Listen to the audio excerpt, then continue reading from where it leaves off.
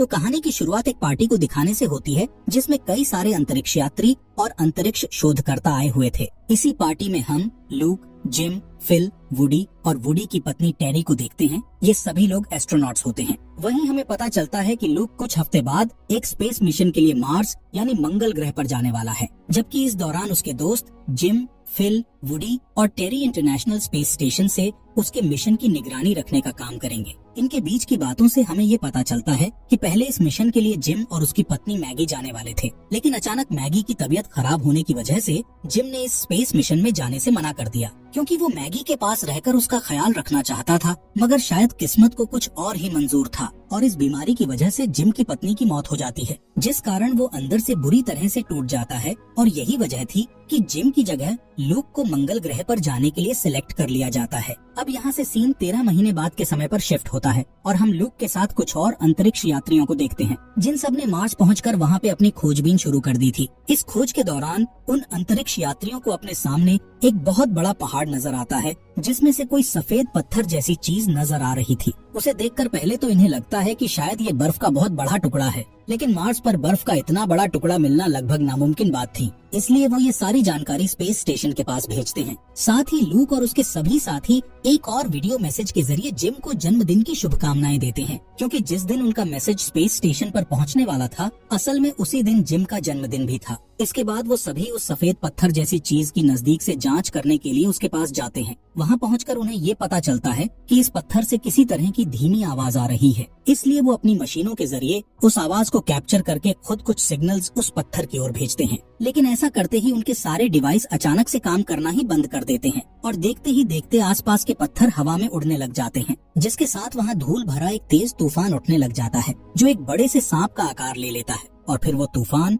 इन सभी की तरफ बढ़कर पल भर में उनमें से 3 लोगों की जान ले लेता है। अब इन 3 अंतरिक्ष यात्रियों के मरते ही वो तूफान पूरी तरह से शांत हो जाता है। वहीं पत्थरों के हट जाने की वजह से हम उस सफेद से दिखने वाले बड़े पत्थर को देख पाते हैं, जो कि असल में किसी इंसान जैसा बड़ा सा चेहरा होता है। लेकिन यहाँ पर इतना विशाल इंसानी चेहरा आखिर कैसे बना, इस बात का पता हमें मूवी में आगे चलेगा। इसी बीच उधर इंटरनेशनल स्पेस स्टेशन में किसी को कुछ समझ नहीं आ रहा था कि आखिर लूक और उसके साथियों के साथ हुआ क्या है, क्योंकि उनका संपर्क मार्स पर गए अंतरिक्ष यात्रियों से टूट चुका था। हालांकि कुछ देर बाद वो लोग स्क्रीन पर मार्स ग्रह की तस्वीर देखते हैं, जिससे उन्हें पता चल जाता है कि मार्स ग्रह पर बहुत भयानक तूफान आया था और शायद इस तूफान की वजह से उनके सभी अंतरिक्ष यात्री मारे गए हैं। इस बात को सुन लूक के चारों दोस्त बहुत दुखी हो जाते हैं। तभी दूसरी सैटेलाइट से संपर्क होते ही उन्हें लूक का वीडियो मैसेज मिलता है, जिसमें लूक बता रहा होता है कि उस भयंकर तूफान में मेरी टीम के लोग तो मारे गए, लेकिन मैं किसी तरह बच गया। अब इससे पहले कि वो कुछ और बता पाता, उनका संपर्क दोबारा से टूट जाता है।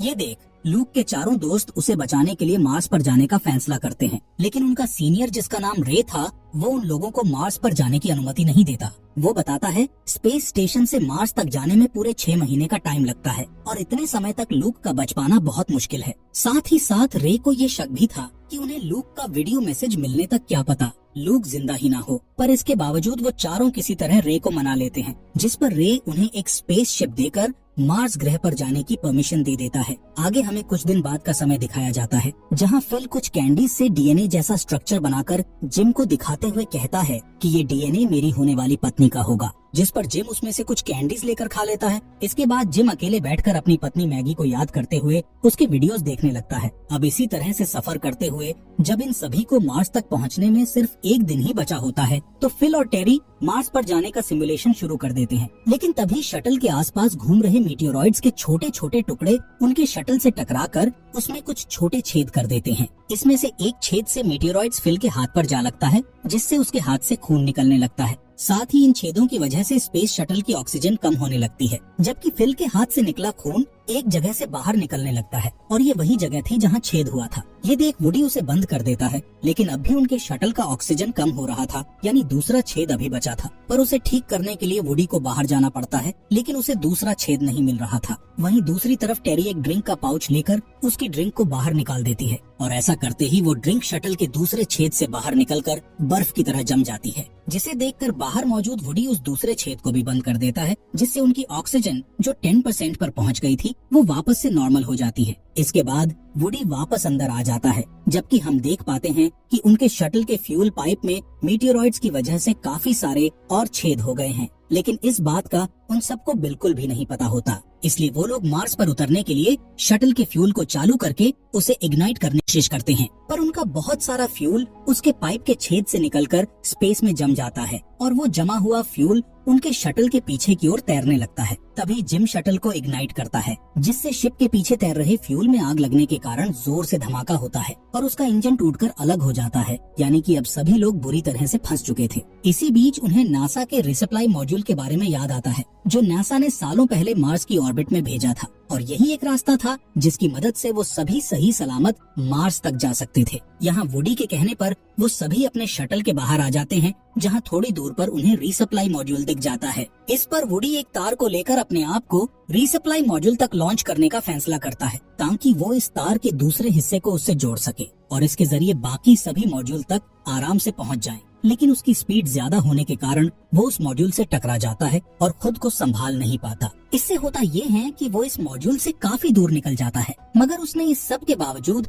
वो तार रीसप्लाई मॉड्यूल तक पहुंचा दी थी, जिसकी मदद से जिम, फिल और टेरी उस मॉड्यूल तक पहुंच जाते हैं। वुडी की जान को खतरे में देख टेरी आगे जाकर उसकी तरफ वायर गन से एक वायर लॉन्च करती है, लेकिन वो वायर वुडी तक पहुंचने से पहले ही खत्म हो जाती है। इसलिए टेरी और आगे जाकर अपने पति को बचाना चाहती थी, जिस पर वुडी उसे मना करते हुए कहता है कि तुम्हारे सूट में इतना फ्यूल नहीं है कि तुम आगे आकर वापस से रीसप्लाई मॉड्यूल तक जा सको। इसलिए वुडी उसे वापस जाने को कहता है, पर टेरी अब भी उसे बचाने की जिद कर रही थी। इस कारण वुडी अपना हेलमेट हटा देता है और ऐसा करते ही उसका चेहरा बर्फ की तरह जम जाता है, जिससे उसकी वहीं पर ही मौत हो जाती है। ये देखकर टेरी को बहुत दुख होता है, लेकिन जिम और फिल के कहने पर वो वापस आ जाती है। इसके बाद ये तीनों किसी तरह मार्स पर पहुंचकर वहां मौजूद बेस कैंप में चले जाते हैं, जहां जिम को हरे भरे पेड़ पौधे, पानी और साथ ही साथ ऑक्सीजन लेवल भी पृथ्वी की तरह एक सामान मिलता है। इसलिए सभी अपना हेलमेट हटा देते हैं। तभी अचानक से उन पर लूक आकर पीछे से हमला कर देता है, जिसे किसी तरह से रोककर सभी लूक को समझाते हैं कि हम लोग तुम्हें बचाने आए हैं। उन सब से लूक को वुडी की मौत के बारे में पता चलता है, जिसे सुनकर उसको बहुत दुख होता है। ये सब बातें करने के बाद लूक उन सभी को उस बड़े से सफेद रंग के इंसानी चेहरे के बारे में बताता है कि उसमें से अक्सर कुछ आवाजें आती रहती हैं, जिन्हें X, Y और Z एक्सिस पर रखने से मुझे इंसानी DNA जैसा स्ट्रक्चर मिला, लेकिन इस DNA स्ट्रक्चर में से क्रोमोसोम्स वाला आखिरी हिस्सा गायब है। इसे देखकर फिल कहता है कि ये DNA संरचना तो पूरी तरह से इंसानों जैसी ही है, जिस पर टेरी बताती है कि चिंपैंजी और इंसानों के DNA में सिर्फ 3% का ही अंतर होता है। फिर भी हम इंसान उनसे कितने ज्यादा विकसित हैं, और यहाँ तो पूरा क्रोमोसोम्स ही गायब है। तो हो सकता है कि ये DNA जिस प्रजाति का है ये इंसान तो नहीं हो सकते। इसका मतलब है कि ये कोई एलियन प्रजाति है। आगे जिम को कैंडीज देकर फिल वाला किस्सा याद आता है कि किस तरह से फिल ने कैंडीज से एक DNA स्ट्रक्चर तैयार किया था। इस सब से जिम को ये समझ में आता है कि ये DNA जानबूझकर अधूरा छोड़ा गया है, ताकि हम इसे पूरा करके इसका सही सिग्नल उस विशाल चेहरे की तरफ वापस भेजें। जिम कहता है कि लूक की टीम ने इस चेहरे की तरफ कुछ सिग्नल फायर किए थे, जिन सिग्नल्स को इस एलियन प्रजाति ने अपना जवाब मान लिया था,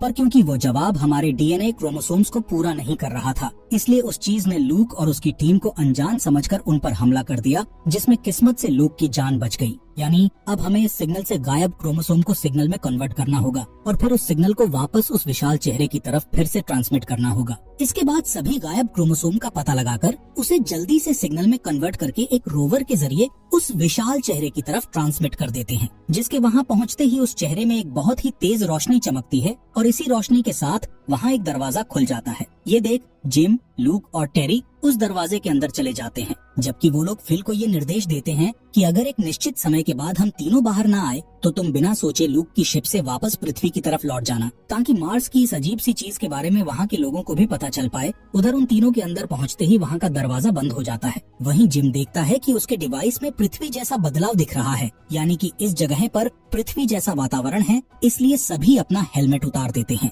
थोड़ी दूर चलने पर उन्हें करोड़ों साल पहले का सोलर सिस्टम यानी सौर मंडल नजर आता है, जिसमें पृथ्वी के साथ साथ पृथ्वी जैसा ही एक और ग्रह नजर आ रहा था, जो कोई और ग्रह नहीं बल्कि मार्स यानी मंगल ग्रह ही था। इसका मतलब ये है कि करोड़ों साल पहले मार्स पर पृथ्वी जैसा ही वातावरण मौजूद था। तभी उनके सामने एक एलियन आता है, जिसके चेहरे की बनावट काफी हद तक इंसानों जैसी ही थी। वो एलियन इन तीनों को दिखाता है कि एक दिन अचानक से एक विशाल उल्कापिंड मार्स से टकरा गया, जिस कारण मार्स पर मौजूद सभी जीवन खत्म होने लग गया और मार्स वैसा ही दिखने लगा जैसा कि वो अब है। वहीं मार्स से उल्कापिंड टकराने की वजह से वहां रहने वाले एलियंस, जिन्हें मार्शियन कहा जाता था, वो बहुत सारे स्पेसशिप लेकर इस गैलेक्सी से बाहर जाने लगे। जबकि उनमें से एक स्पेसशिप ने पृथ्वी पर जाकर अपना डीएनए पृथ्वी पर छोड़ दिया, जिससे पृथ्वी पर जीवन की शुरुआत होने लगी और धीरे धीरे करके बाकी प्रजातियों के साथ इंसान भी विकसित हुए। और क्योंकि पृथ्वी का वातावरण मार्स से अलग था, इसलिए इंसान इन एलियंस से काफी अलग तरह से विकसित हुए। अब इसका मतलब ये है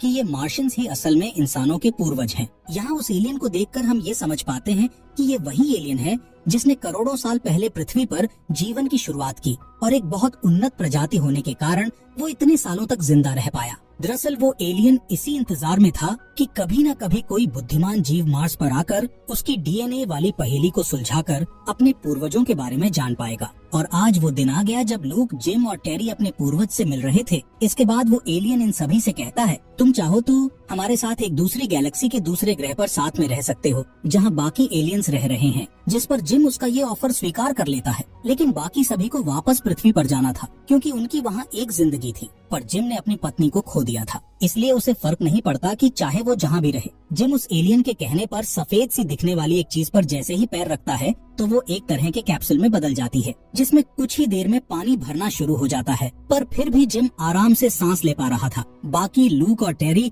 उसे अलविदा कहकर फिल के पास चले आते हैं। मूवी के लास्ट सीन में हम उस विशाल चेहरे को टूटते हुए देखते हैं, जिसमें से एक एलियन स्पेसशिप निकलकर अंतरिक्ष की ओर चला जाता है। वहीं लूक, फिल और टेरी भी वापस पृथ्वी की ओर निकल जाते हैं। और इसी के साथ ये अमेजिंग मूवी यहीं पर खत्म हो जाती है।